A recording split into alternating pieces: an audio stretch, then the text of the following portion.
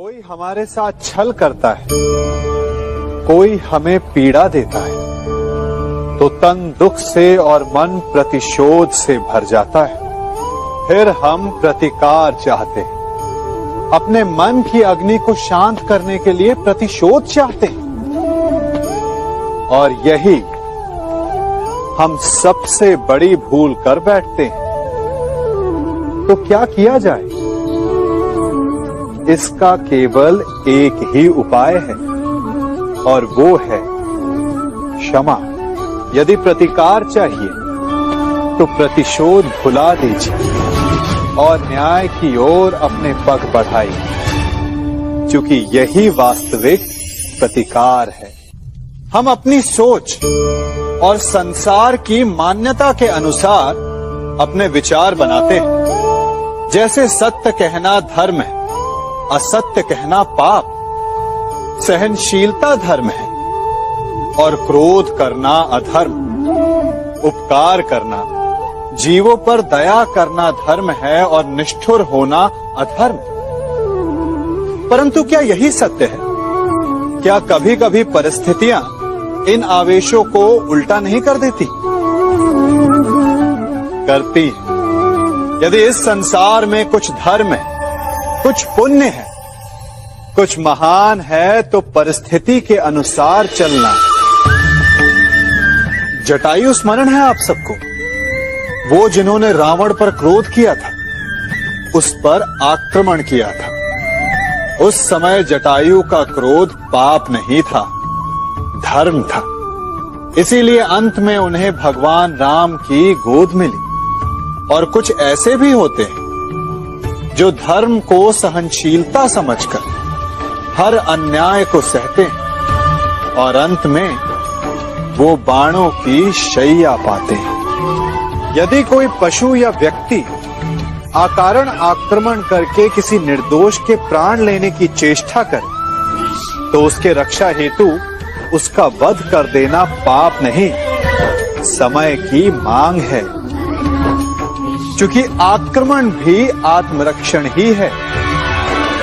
यदि किसी दुष्ट की सहायता करने से सामान्य मनुष्य को कष्ट पहुंचे, पीड़ा पहुंचे, तो उसे सहायता ना देना ही धर्म है। अकारण क्रोध अस्वीकार्य है, परंतु यदि क्रोध से कुछ शुभ हो, पाप बाहुभीत हो, तो क्रोध और दंड भी धर्म ही है। स्वीकारण, सत्य का स्वीकारण मनुष्य के लिए बहुत ही महत्वपूर्ण है। जब तक मनुष्य सत्य को स्वीकार नहीं करता, उसे असत्य से लड़ने की शक्ति प्राप्त नहीं होती। जब आप भोजन करते हैं तो क्या होता है?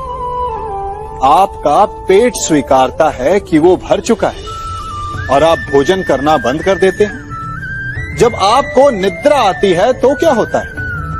आपका मन स्वीकारता है कि आपका शरीर थक चुका है और उसे विश्राम की आवश्यकता है। उसी प्रकार जब आपको किसी व्यसन को रोकना हो, तो आपको स्वीकारना पड़ता है कि बहुत हो चुका, चाहे वो लालच हो या मदिरापान। उस व्यसन का त्यागना तभी प्रारंभ होता है जब आप ये स्वीकार कर लेते हैं कि आप उस व्यसन के बंधक हैं।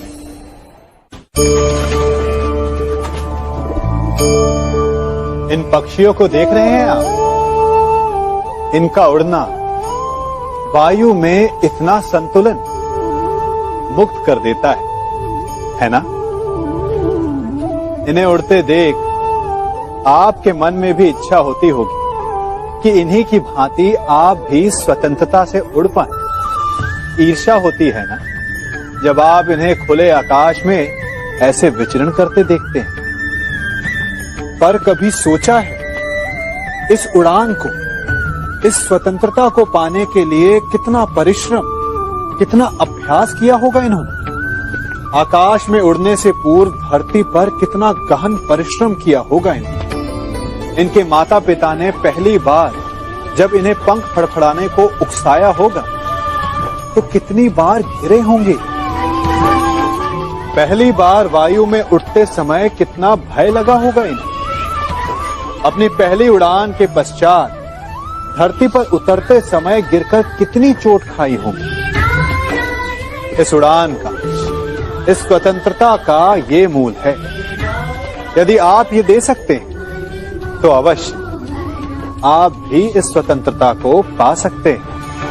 इन पक्षियों की भांति ही अपने चारों ओर जब भी आप किसी सफल मनुष्य को देखें तो उससे ईर्ष्या ना करें। उसके परिश्रम और पीड़ा को समझने का प्रयास करें जो उसने यहां तक पहुंचने में पाई है।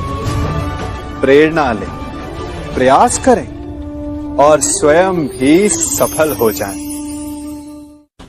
हमारे जीवन का मूल आधार है करुणा।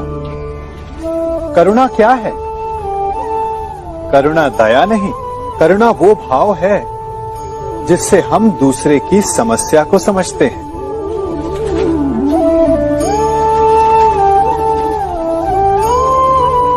उसकी कठिनाई को अनुभव करते हैं।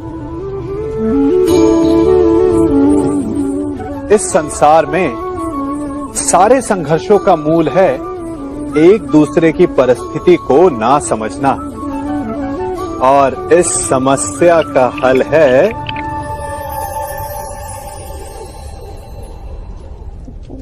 करुणा। करुणा किसी पशु पक्षी के प्रति हो या किसी मनुष्य के प्रति, ये आपके जीवन में कलेश और संघर्ष जैसी भावनाओं को दूर रखती है।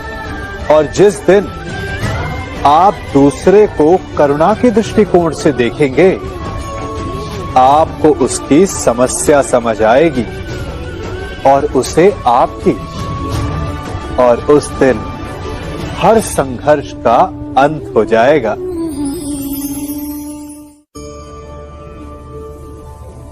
कभी सोचा है हमारा जीवन भी उस रेत की घड़ी की भांति है? जो रेत नीचे गिर चुकी है वो हमारा अतीत है, जो अब भी ऊपर है वो हमारा आने वाला भविष्य है, और वर्तमान